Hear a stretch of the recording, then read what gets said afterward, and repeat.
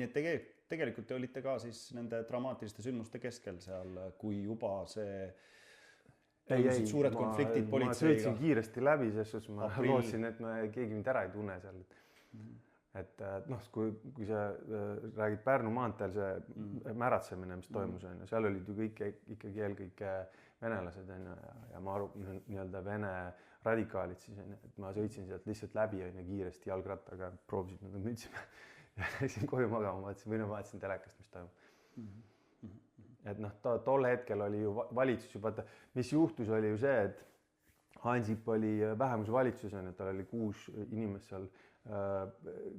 parlamendis ja tol hetkel, kui ta tuli juulis meie selja taha ja ütles, et nii-öelda ametliku esimese avalduse, et okei, et võtame ta siis maha, selleks hetkeks ma olin vist juba korraldanud seal mingi 10 või 12 meeleavaldust, mul oli juba 3 trahvi tehtud politsei poolt selle eest.